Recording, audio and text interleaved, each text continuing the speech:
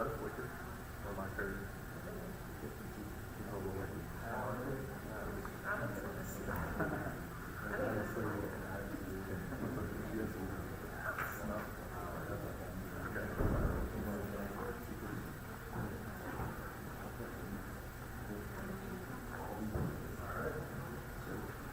All right, 5:32, we're going to call the meeting to order.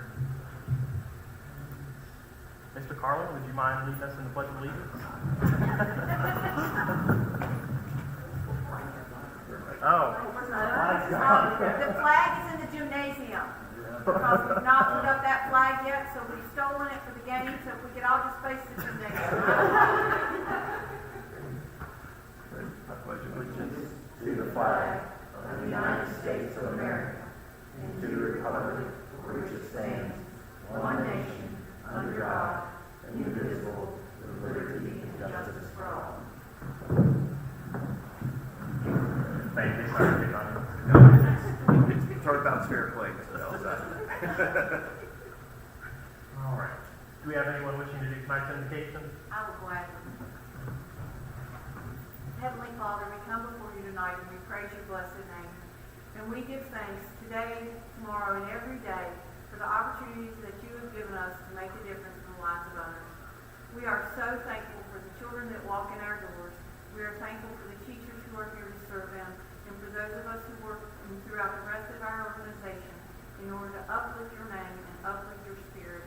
We are so thankful, Heavenly Father, that you have given us the tools that we need and that you are continuing to provide us with financial stability, that you're continuing to give us people in our circles that will help us to make our school and our community a better place in which to live and to love you.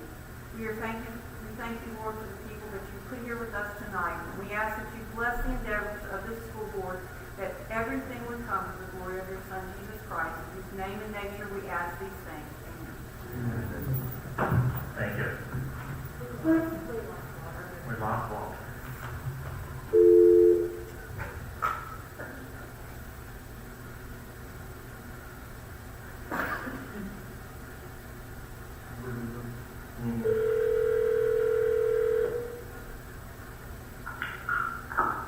I'm back.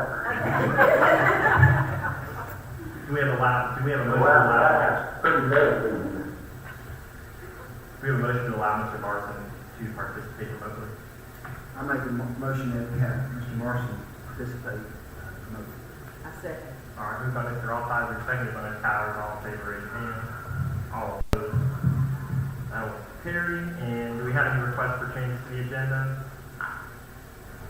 Hearing none, do we have a motion to approve the agenda as presented? I make a motion to approve the agenda as presented. Second. All right. Moved by Mr. Altizer, seconded by Ms. Powers. Ms. Belcher, will you pull forward? Mr. Walter Marson, Yes. Mr. Kevin Altizer, Yes.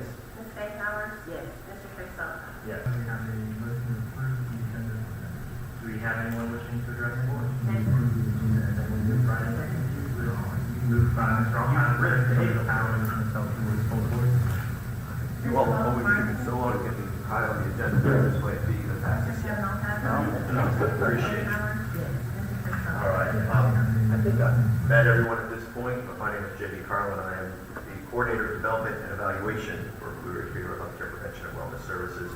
And we have the pleasure of helping implement the Reduced Behavior Survey through the Craig County Rural Healthcare Corporation, of which Mr. Marsden is also a part. So I'd like to share that just as a point of knowledge, point of information, dual role that Mr. Marsden serves. So the first thing I do want to make sure is to thank everyone who's allowed us to have this go on. Craig County is unique. It's actually been very ahead of the curve in collecting these data points. This data has been collected in Craig County starting in 2005. It's been done every 2 years since that point, except for when we first started out, where it went from 05 to 08 to 11, and then from that point on, it's been every odd year. It takes a lot of time, it takes a lot of money, it takes a lot of effort, it takes a lot of support from the school, it takes the approval of the school board. It's a big undertaking, and there are a couple of key people, Ms. Warwick previously, Mr. Huff now, especially this fine young lady here, Ms. Steinman, who's been an absolute queen in helping this to occur in the last two implementations, as well as the Craig County Rural Healthcare Corporation and then Prevention and Wellness Services at Blue Ridge. So I just want to make sure we do recognize those people and those organizations that help this happen. As we said, it's a 2-year cycle. In Craig County, it's 6th through 12th grade. Every student is asked to complete the survey. We do point out that there is a mandated letter sent home to every single participant with the opportunity to opt out. We do track that, very simply done. And then even on the day of, it is ultimately voluntary. That's very clearly in the instructions to the survey. The survey is funded by the Craig County Rural Healthcare Corporation and Monroe Health Center. And then this year, it was sent to Virginia Tech. Dr. Sophie Wenzel and her staff processed all the data, figured it all out, put it all together, and made sense of it for us. All right, let's go. Love it. So the core questions asked are about alcohol, tobacco, marijuana, vaping. Now, that's a relatively newer addition, as I'm sure you can imagine. Prescription drugs, and then heroin, which is also a relatively newer addition, as I'm sure you can imagine. Other drugs are asked about. Mental health is asked about. Sexual behaviors. I will point out sexual behaviors are asked only of 7th grade on up due to state code. That is not allowed to be asked of 6th grade students. And then other topics, homelessness, social behaviors, so on and so on. The questions themselves and the core measures, as you can see, or in your report you can see, are 30-day use, perception of harm, how dangerous is it, how dangerous do you think it is, perception of friends' disapproval, and perception of parents' disapproval.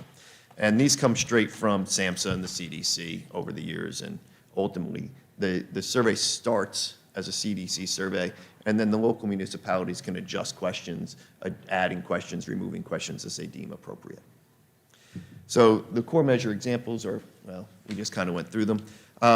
The focus areas for this year as we go through the data, and that data has been provided to Mr. Huff, so the data is in the county for everyone to review as you feel appropriate. But the focus areas for us when we went through it are depression and suicide, 30-day use, and then we do always want to talk about programming options, things that might be able to be discussed. One of the things we do like to emphasize is that this is a snapshot in time. And so really the value for us when we look at this data is not one specific number today, but rather trends. What are we seeing that's occurring over time? Because things, especially when you have a smaller population of people taking the test, or the survey, I'm sorry, will ebb and flow a little bit more. You know, when you only have 50 middle schoolers take the survey, then obviously that can, you know, more quickly range. So with that said, we'll dive right in. And the first focal point is that depression and suicide focal point. And we have the percentage of students who, in the past year, felt so sad or hopeless almost every day for 2 or more weeks or more in a row that they stopped doing some usual activities. The key thing here is this is really self-diagnosis of depression, self-identification of depression. And ultimately, there's a really downward trend for the middle school from this last implementation from 2021, slight down for the high school age youth, but ultimately this is still much higher than it would have been 12 years ago in 2011, and even in 10 years ago in 2013, so on and so forth. And this is really where we want to dive into, and we'll talk more about the ATOD stuff, the alcohol, tobacco, and other drug information, especially 30-day use type stuff, but this is our biggest concern. And I'll give this the sneak peek. The drug data is really pretty good in terms of trends. Kids are using less as a whole. It doesn't mean they're not using at all, but as a whole, they're using less across the spectrum. But what continues to worry us greatly is they're telling us they are struggling mentally. They are struggling emotionally. They are not feeling connected. They don't know what to do. They don't know how to feel part of something. And there are a lot of reasons for that and a lot of contributing factors of which we could spend hours discussing, and I won't take up your time at this point, although I'm happy to continue the conversation at another point as you feel appropriate. And so with that, we have the percentage of students who during the past 12 months made a plan about how they would attempt suicide. And again, you can see that trend data and relative to how it's been in years past, and especially the high school at an all-time high of 24.1%, which means 1 out of 4 have made a plan. In our world, that step from thinking about it to making a plan is the big step, right? Ideation is the big step. A lot of people can answer the question of, yeah, I've been sad, I've been hopeless, I've even thought about suicide. to an affirmative, and that's scary in of itself. But the point where they go, I know how I would do it, that is a massive step forward in the spectrum of concern. So then we dive into the number who actually have attempted in the past 12 months, and I think a lot of times people are shocked to see numbers of even the middle school at 6.5% or the high school at 12% self-reporting that they've actually attempted. You know, when you think about that, that means if you have 100 youth in your high school, every month one of them is saying, I attempted. And it doesn't mean they only attempted one time. It means they attempted at least once. And we also know that those who attempt, unfortunately and scarily, are more commonly going to attempt a second time and a third time and so on. So one of the things that we really, again, focus on is why, what are contributing factors? And there are only so many things we can ask on the survey. There are only so many ways to quantify things. But one of the things that we very much are concerned about is that kids, again, youth, are saying that they don't feel supported as a whole. They don't feel connected as a whole, right? And one of the things that we also emphasize, this is not a Craig County Public Schools issue. This is a Craig County full stop issue. This is a community challenge. This includes your churches, this includes your youth organizations, this includes your businesses, this includes your government, this includes, you name it. If it's in Craig County, they're part of the solution, right? Because I'm also a big believer that where there are great problems, there are massive opportunities. There's really potential to do so much. And when we see youth getting involved with EMS and some of the things I know that are going on there, that's an amazing way, just as a small example, to help a youth feel connected and part of something and contributing to something that will quickly move them from an area of potential depression into feeling like, I make a difference. I'm doing something in my community. When I see young people like Mr. Belisai, like Mr. Labioso, who I had in class doing the things that they're doing, they're beacons of light. And I say that with all the respect that you are due, and as well as everyone else who serves and has served on this board for years in the past, because it's a demonstration that there are opportunities here and there are ways to take leadership, but we have to make our youth see that. We have to open those doors and let them know that those options do actually exist, that there are pathways, and that there are opportunities to continue to progress. Because the bottom line is, a lot of students are reporting that they don't feel their parents or the school let them know when they've done something well. And they don't feel that they're encouraged by their community to do their very best. And for me, even though that is right about 2/3 for both the middle school and the high school, and that trend is A, it's down, and B, I don't know why that's not 100%. I just don't know why that wouldn't ever be 100%. Just do your best. I mean, I feel like that's what we've all always said, right? But somehow that message isn't being heard, and that might not be on us in the sense of our effort, but it might be how we frame the message, right? Because I know in my 17 years of being out in Craig County now, and the 10, 12, 15 years, whatever the math was, where I was here frequently, that everybody was always just encouraging students, just do your best. Just give us your max. That's what we're asking for. If you can do that, we'll love you so much. Well, we'll love you even if you don't, but we'd really love it if you gave your best, right? But somehow that message isn't being heard in full. It's not being taken in, and we definitely have to get focused on that. One of the things that is relatively new data for us in collecting it, and also is universally growing in awareness as to the import, is sleep. There's a lot more knowledge. I think when we were, I turned 50 next year. When I was younger, sleep was viewed as important, but kind of sort of important, right? And now we're really identifying, and I say we, the world of science is identifying sleep's true importance to mental health, the contributing factors of it. And we also know that the reality is there are more things to keep youth up at night now than ever before because of these things, right? Things that, kids laugh when I tell them I got my first cell phone at 25, and they always say, your parents were mean. Like, they didn't exist till they were 25. Let's take a step back. My parents are great. But we also see that youth aren't getting enough sleep. They're not. And we know that's a contributing factor. We know that there are correlations between the amount of sleep a youth gets and their usage rates of drugs, of various drugs. We know that there's a correlation between the amount of sleep a youth gets and the correlation to their mental health issues. These things go hand in hand, and we have to educate youth as to the importance of sleep, but more importantly, we have to educate parents and guardians to the importance of sleep, because our failure to do that means that they're not making their kids put their cell phones in their parents' and guardians' bedroom, but instead letting them keep them in their room with the youth, and we know that how that then goes. With that said, we'll dive into the ATOD information, and as I said, gave the sneak peek, some of this is just absolutely superbly positive. We know that, well, youth are still using, they are not using anywhere near the rates that they once did, essentially across the board. 30-day use of cigarettes, way down. 30-day use of smokeless tobacco, way down. 30-day use of alcohol, way down, right? 30-day use of binging with alcohol, 5 days, 5 drinks or more in a row, right? Way down, right? And that's also national data. We see that across the board, which is obviously a really, really positive thing. And there are, again, contributing factors to this that are not solely positive, but this is a side effect that is a positive, because not everything is good, bad, the difference.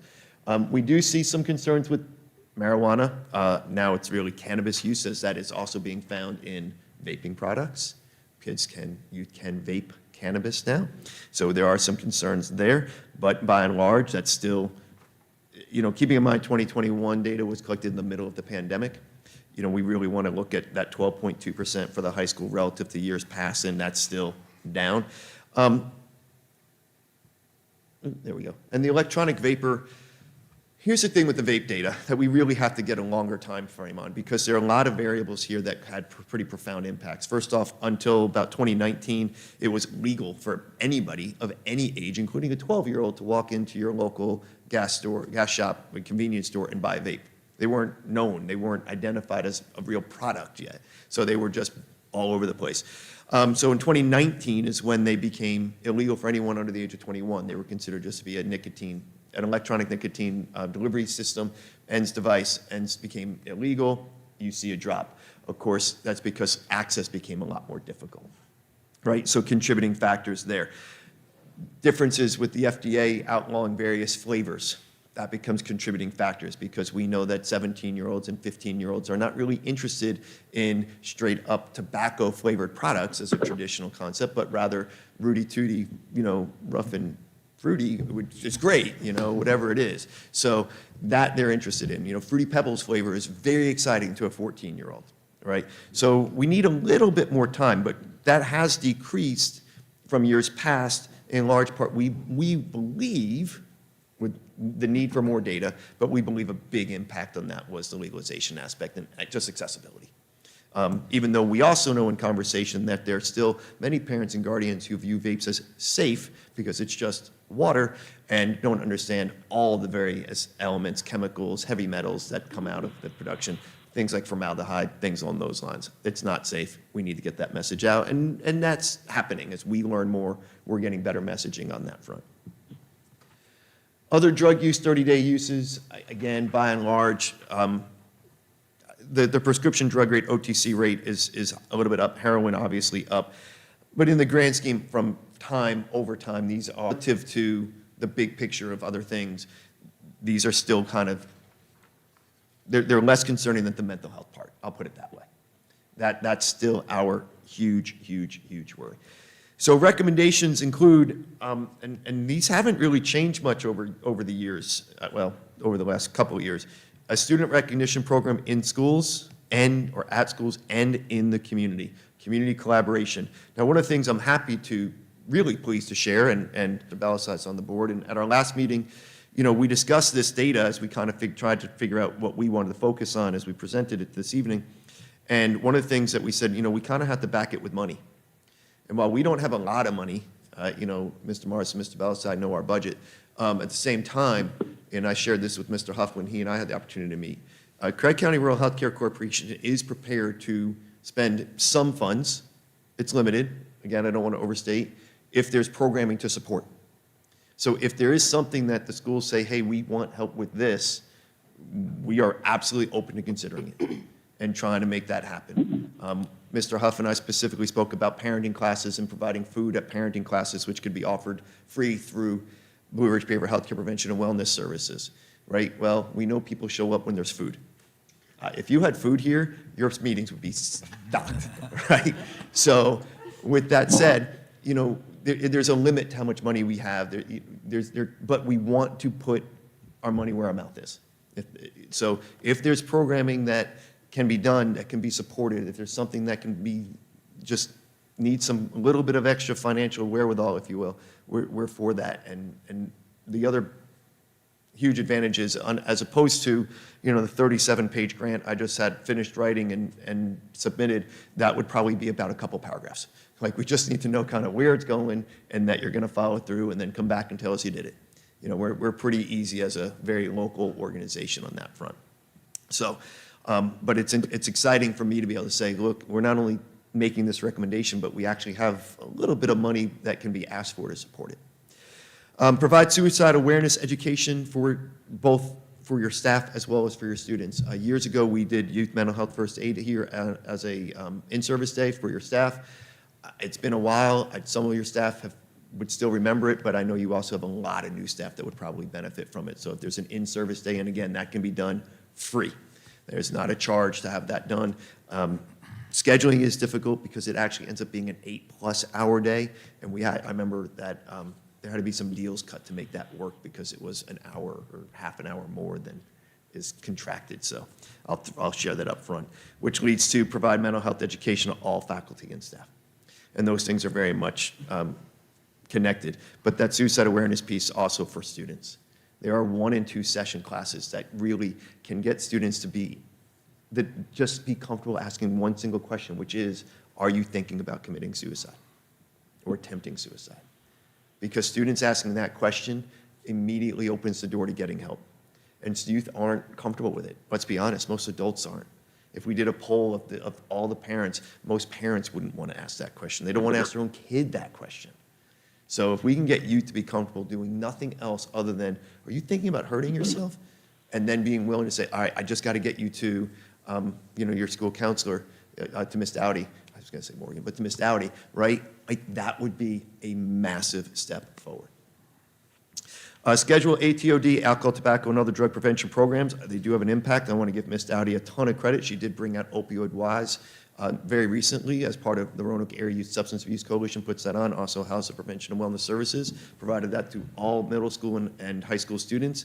Reactions were, feedback was incredibly positive, and now your youth learned about opioid prevention, learned about fentanyl and counterfeit pills and the dangers of taking pills that they think they know where they came from, but they may not actually have known where they came from.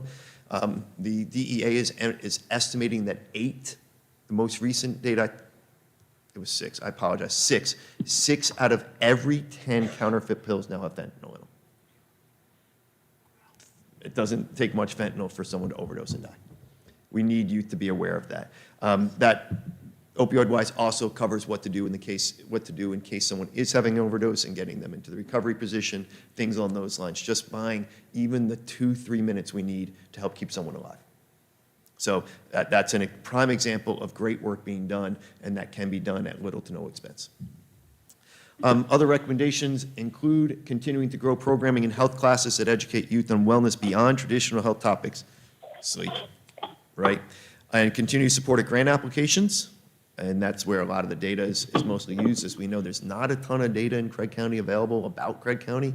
Makes the Carillion survey that they're trying to put on and the youth risk survey so important, because otherwise there's not data to go ask for these things.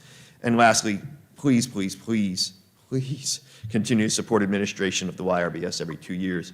There are a lot of good things that come out of it. The data is very, very important. We know and we recognize and we appreciate that these types of surveys are getting a little bit more difficult to implement in the communities, at every community. So we just want to plant seeds of asking for that continued support, because there's no doubt in our mind that it's really important data, and it can inform a lot of details, a lot of programming, and hopefully bring more money in through grants. I know that Mrs. Warwick used to share all the time how much she used it for her grant applications and things along those lines, and I suspect Mr. Huff will end up doing the same. So with that, if there are any questions I can answer, any conversation points, I'm happy to do so. JD, thank you so much. it's invaluable information. Thank you. And it's kind of scary information, but a message that we need to get out, and regardless of how shocking it is at times. To kind of follow up, I have been in touch with Ms. Bays, I believe, Yes, Catherine Bays, yeah. who's also with Blue Ridge Mental Health, and about doing a Narcan training for our staff here. JD mentioned the fentanyl crisis, and you know, you hate to think that we're at that point to need that here at Craig County, but I'm afraid not to. And so we will have teachers and staff trained on the use of Narcan. The program is called the Revive program, I believe. Yes.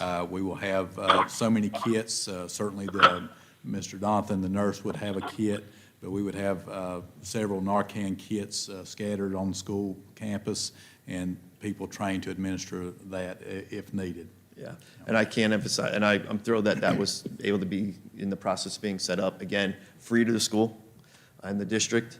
And it's not only about your students, although we know, we've all seen the various news reports of youth in schools overdosing. But this is also the reality that you have parents and adults coming in for your games. You know, football games bring in the entire community. And the reality is these things happen. And as Mr. Huff, as you said, while we'd like to think it would never happen here, the reality is things happen everywhere. And we just have to be prepared. So I appreciate Mr. Huff's openness to it, and I think it's a great thing. I'm thrilled that you're proceeding with that. Thank you for doing it. Thank you, JD. Absolutely. Thank you all very much. Mr. Huff has my email address, so please do not, and Ms. Belcher does as well, please do not hesitate to reach out if you want additional data, if you want a breakdown of how things correlate. We will gladly provide your leadership and your board any data and any information that we can as you feel best. So thank you very much. Appreciate your time. Thank you. Thank you. I know we've talked some in the past about requiring not just CPR, but CPR and first aid training for staff, and it looks like this is just one more. We're getting to a point where we're providing all these extra separate trainings that just if CPR and like CPR first aid training goes over Narcan. They go over the same, you know, do like the stop the bleed stuff we did at the beginning of the year. There's so many, we're kind of basically piecemealing it together at this point. I think it's, and you know, probably need to revisit just jumping into doing CPR and first aid because it's covering all that stuff that we just keep trying to kind of add on. Mm-hmm. Just do it in one training, and it covers. It's an 8-hour day that covers, but it covers all the all those extra things we've been kind of trying to do as it is. Yeah, it's definitely growing. We've got teachers that need the CPR for recertification, so we're doing for some of that. But like I said, it's kind of a piecemeal offering right now. But yeah, we probably need to look at that as kind of a comprehensive training on the first aid safety side. Mm-hmm. All right, we'll move on to superintendent's report. Okay, and I want to thank JD again for such a great report and presentation. Again, it's just vital to what we do here. Safety is always our number one important goal, and this information I think is vital to that. It's also kind of a good lead-in. We're going to talk about our 6-year plan, and I really want to thank all of our faculty and staff. Trace served on that. We had folks from Radford University and TTAC who also set in on helping us go through and revise that 6-year plan. And I'm just very proud of the hard work that went into that. Ms. Van Dyke was a big part of that team, and a lot of folks. You'll see at the end of the document all the folks that were involved in that process, and they worked really hard and did a great job, so I really appreciate that. And we'll kind of touch on, when we go over that, touch on how it relates to some of the things that Mr. Carlin just presented, and kind of puts a focus on that. Before we get into that, though, I want to mention our all-in tutoring program. Actually started November 1st. We started with letters out to parents identifying students that were in need of tutoring, and we actually did our first group today. I think we had about 15 kids scheduled to start after-school tutoring, and we had probably 14 or 15 teachers that had expressed interest in doing the after-school tutoring, so we appreciate that. We're paying our instructors $35 an hour if they have a degree, $25 for instructors without a degree, so we can use instructional aides as long as they have some training on tutoring. So we're trying to get a lot of people involved. Ms. Steimling has a group of retired teachers that are interested in trying to help with that, and so we're going to figure out ways to get them in school and do tutoring in school hours too with some of those folks. So very excited about that. If you had a chance to look at the 6-year plan, you know, you'll see it's data driven, and so when we looked at our report card, which is kind of you know, reflects the state report card on how we're doing, and this specific group of children from grades 3 through 8 who are woefully behind in reading and math, that is our target group, although we'll tutor other students as well if they need it, but that is our main focus right now. As part of that, we're going to try to do some other things that hopefully will enhance not only the tutoring aspect, but also look at the behavioral side and address some of these things that JD has just mentioned, and our focus on what we want to try to do moving forward. I had a chance to meet with the faculty on Tuesday, which was a teacher work day because it was election day, and I kind of stressed to them kind of my main objectives. One of those was graduation rate. We want to graduate every student. That's just like our mission statement said. Also, we want to get our scores up so that we will be fully accredited. That's has to always be a main goal for us and for the board. But I stress the number one thing is to produce good quality citizens when they leave this school, and to stress things like respect and kindness, compassion, empathy, and dignity. And all these things are reflected in these numbers that JD has put up here. And we see it that it is kind of a crisis situation, not just for our school here, but for all of our schools, I think nationwide. And so we really are going to try to stress that along with the academics. We want to put this first and foremost, okay? As part of that, and with the all-in tutoring, we received over $191,000 from the state, the governor's initiative with that. And so with that money, that's part of what we pay our tutors with, our teachers that I mentioned, the $35 and $25 an hour.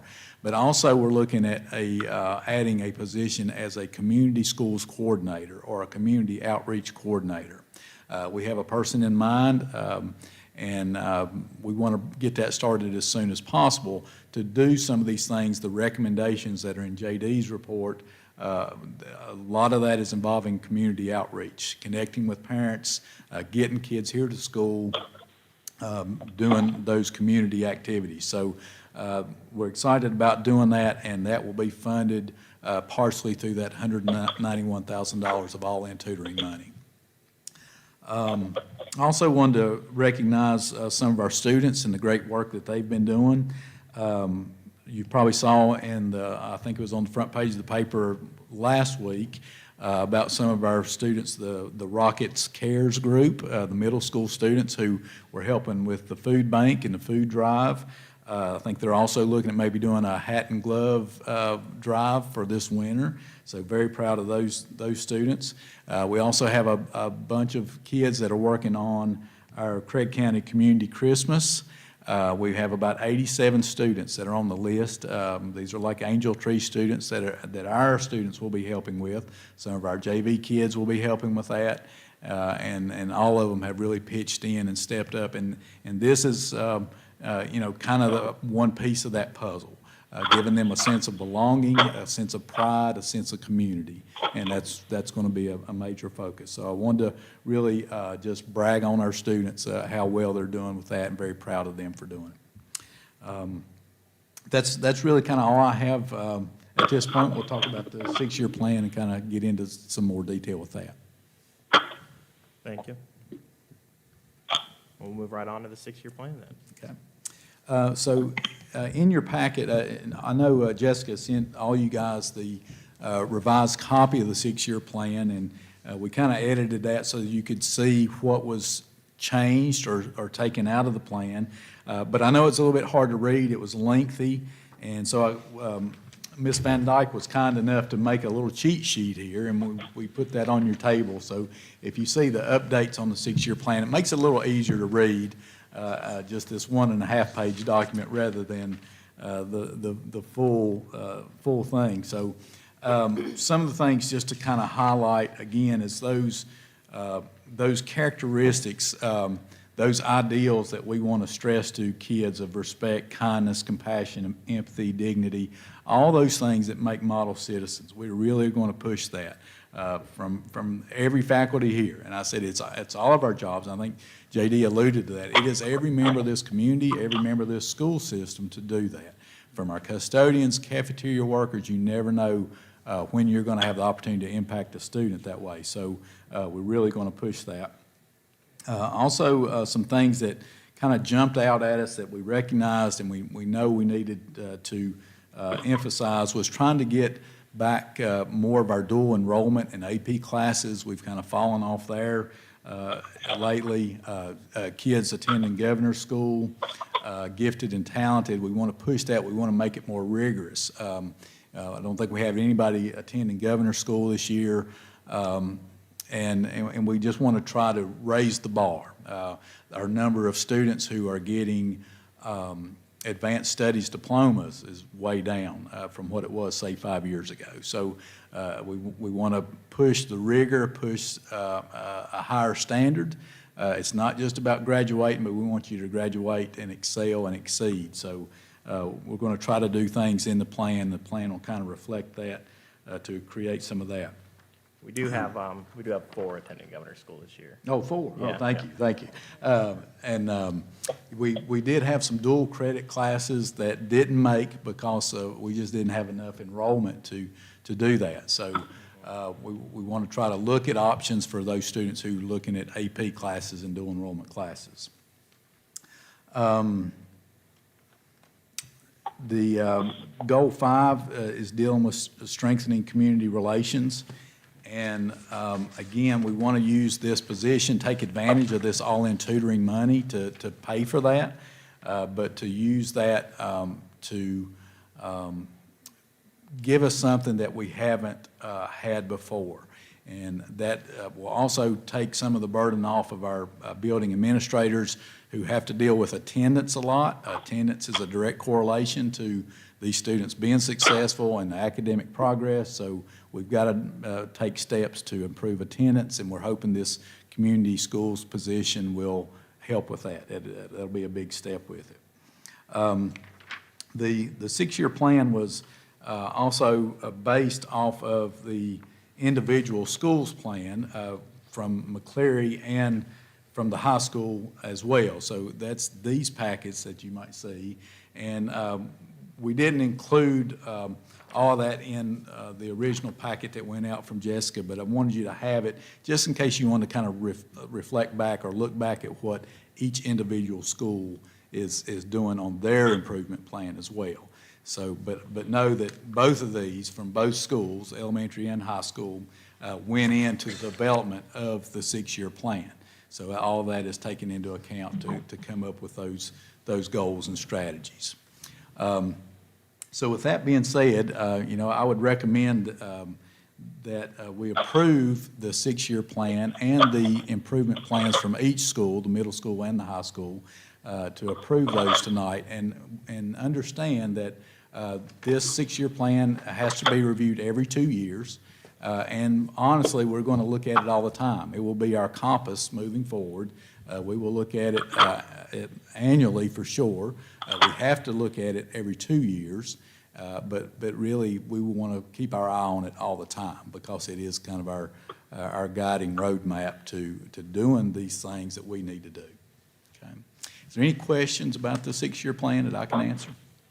I think the copy in board docs does not reflect these changes.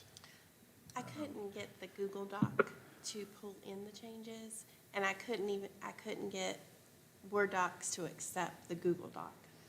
Yes. Okay. Yeah. So Yeah, and we looked at that today. The team did the changes and revisions in Google Docs, but then for some reason it wouldn't let Jessica upload it just the way it is. So some of the changes, if you wanted a printed copy that shows the exact, like all the revisions, we would probably have to send that to you to later. I can show you how to make it to where it'll show the line item stuff, okay. but I think we're probably gonna have to push this to next month. Okay. Because we don't have a copy, we don't actually have a draft to approve, because the current thing that we have to approve is the old, basically the current one. So I don't know what, I don't know what you guys think, but without having it in front of us, this is, like, the summary is great, but we can't approve based on just the Yes. summary. We need to approve the actual document, which we Yeah. don't That have. sounds great. Yeah, and that's not, that's just that's just a procedural. Yeah, I think, Jessica, you had to download it as a PDF. Yeah. And so changing it from the Google Doc to the PDF form. Yeah, just I've had that showed issue it. too, so there is a trick. I'll show you how Okay. you can. Or maybe Yeah, I could just share it with you guys so you could. yeah, see you, it. that might work. I'm not sure. Yeah. We'll- Okay, yeah, But we'll we, figure- we need it on board docs though too. I know. Yeah, We'll figure it. so you I'll can show, help me. yeah, sorry. Yeah, and so that'd be fine if you want to table it to. next Yeah, I month, think we can might do just have to do that next month without having, if you guys agree, without having the actual document in front of us to approve. it. Okay. Yeah, there's a lot of good stuff. And we even talked about, like, on the community relations stuff, me and Mr. Huff, not directly in relation to the six-year plan, but just in general, improving community relations stuff. We were even talking about, like, holding movie nights and stuff down at the school and trying to, just trying to do a lot of things to bring the community more in more, especially when we've done the renovations and stuff. Bring some food in. Exactly. Well, that's what- yeah, and there may be a good booster club opportunity for that. Maybe they can sell food or something, sell Yeah. popcorn and food and stuff if we do a movie night or something. Probably have to I have to talk convince to Ms. Alex Steinling. about how to make yeah. that work. but- Yeah, I got to convince Ms. Steinling we can have popcorn in the new auditorium. Oh, yeah, that's, We'll see. We'll work on that.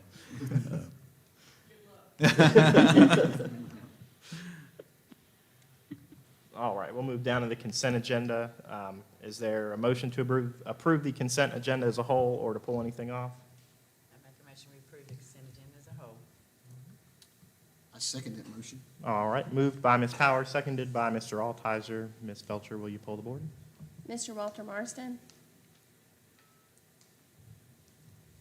We lost Did we lose Mr. Walter Walter? Marston? Yes. Oh, there he is. Mr. Kevin Altizer? Yes. Ms. Faye Powers? Yeah. Mr. Trace Bellisar? Yes. All right, and we do have a closed session for personnel matters. Somebody would like to bring us into closed session? I'll make a motion we go into closed session of Virginia Code 2.2-3711.A. Motion made in closed session to discuss personnel matters. Is there a second? I second that. All right, moved by Ms. Powers, seconded by Mr. Altizer. Ms. Felcher? Mr. Marston? Yes. Mr. Kevin Altizer? Yes. Ms. Faye Powers? Yes. Mr. Trace Bellisar? Yes. Hey, Walt, they'll call you back. Okay, thanks.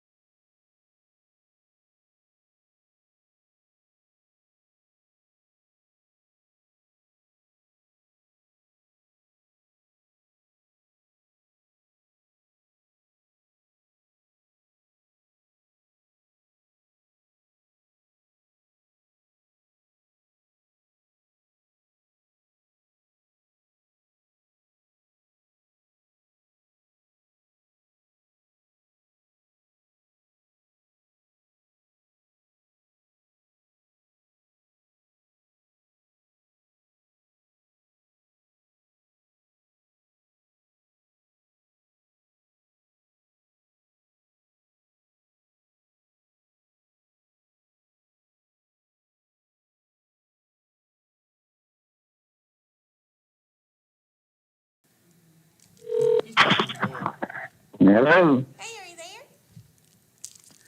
you there? Yeah. Okay, we're back.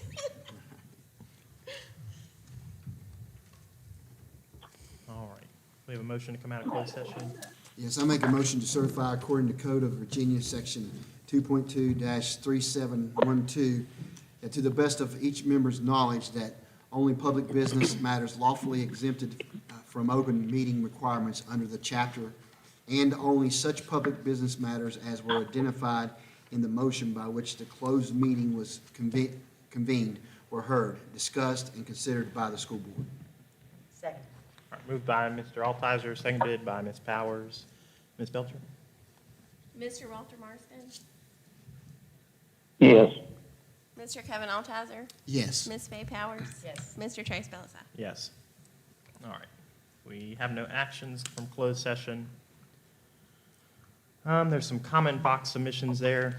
One of them was regarding the gate duty stuff. I think some of that was just maybe some poor wording on our part on how we worded that. Somebody was a little upset, but I think that was just a little misunderstanding with how that was worded. One of them was about dress code, being able to wear jeans. It's certainly something we can look at. I don't know what the consensus is on that. Yeah, typically, I haven't taken any action since I've started and been here. I think in the past, it's been kind of common practice that Fridays are Yeah.